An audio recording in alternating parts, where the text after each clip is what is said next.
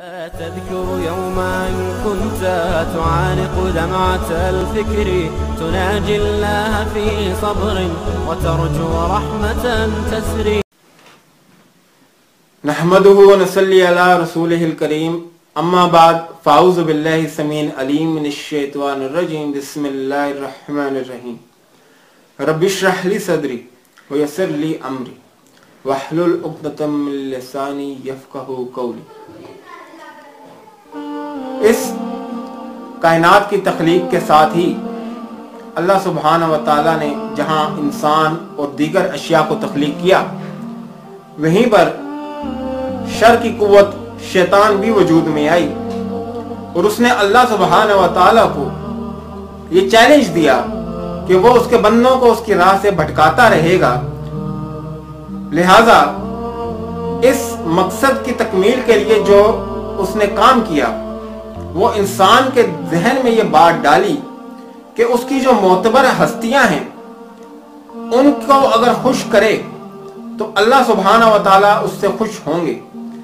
رفتہ رفتہ یہ بات بت پرستی کی طرف نکل پڑی اور کچھ ایسا ہی ہمیں اگر ہم مسیحت کا مطالعہ کریں تو ملتا ہے کہ جب ہم اپنے مسیح بھائیوں سے یہ بات پوچھتے ہیں کہ وہ یسوع علیہ السلام کو خدا کیوں مانتے ہیں، تو سب سے پہلی دلیل جو وہ دیتے ہیں وہ یوحنا کی انجیل کا باب 10 کی آیت 30 تلاوت فرماتے ہیں کہ یسوع علیہ السلام نے اپنی الوہیت کا دعویٰ کرتے ہوئے یہ بات فرمائی تھی کہ میں اور خدا ایک ہیں.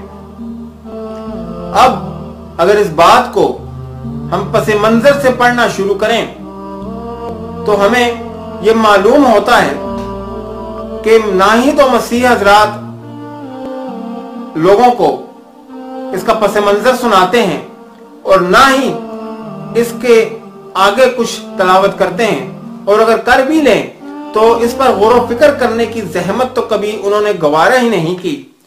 اگر ہم اس آیت کے شروع سے پڑھتے ہیں تو ہمیں نظر آتا ہے کہ یسوع علیہ السلام ہیکل کے اندر تشریف فرما تھے یا تشریف لے گئے، اور وہاں عبادت کرنے کے بعد جب واپس جانے لگے تو یہود نے ان سے پوچھا کہ کیا آپ وہی المسیح ہیں جن کا ہم انتظار کر رہے تھے؟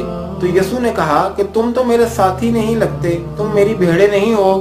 تو میری بھیڑے اور میری ساتھی مجھے اچھی طرح جانتے ہیں اور انہیں خدا تعالیٰ نے مجھے عطا کیا ہے اور میں نے ان کو خدا تعالیٰ کے ساتھ جوڑا ہے، اور کوئی شخص خدا سے ان کو نہیں لے سکتا اور نہ ہی ان کو میرے سے جدا کر سکتا ہے.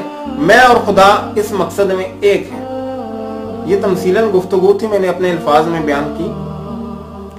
اب جب یہود نے یہ بات سن کر پتھر اٹھائے تو یسوع نے کہا کہ تم پتھر کیوں اٹھاتے ہو؟ کیا ان معجزات کے سبب مجھے سنسار کرنا چاہتے ہو جو میں نے تم میں دکھائے؟ تو یہودیوں نے کہا کہ تو نے ابھی کفر بکا ہے اور اپنے آپ کو خدا یا خدا کے برابر ظاہر کیا ہے. تو یسوع نے یہاں پر زبور 82 کی ورس 6 تلاوت کرتے ہوئے فرمایا کہ تمہاری شریعت میں تو لکھا ہے کہ تم خدا ہو، تو کیا اس سے تم خدا بن گئے؟ تو اگر تم خدا نہیں بنتے تو پھر میں بھی خدا نہیں بنتا. یہ کہنے کے بعد یسوع نے ان سے تھوڑی سی اور باتیں کی اور وہاں سے چلے گئے. اب سوال یہ پیدا ہوتا ہے کہ اگر زبور 82 ورس 6 کے مطابق لکھا ہوا ہے کہ تم خدا ہو سے اگر یہودی خدا نہیں بنتے تو یسوع کا یہ کہنا کہ میں اور خدا ایک ہیں، سے کیسے یسوع خدا بن گئے؟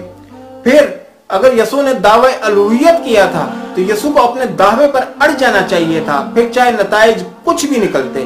لیکن یہاں پر یسوع نے اپنے دعوے کی نفی کرتے ہوئے یہ کہا کہ بھائی میں تو خدا کا بیٹا ہوں یا میں تو خدا کا خادم ہوں. اور اسی طرح اعمال کی کتاب میں بھی پطرس رسول جو ہیں وہ یہودیوں سے کہتے ہیں کہ وہ تو خدا کا خادم تھا.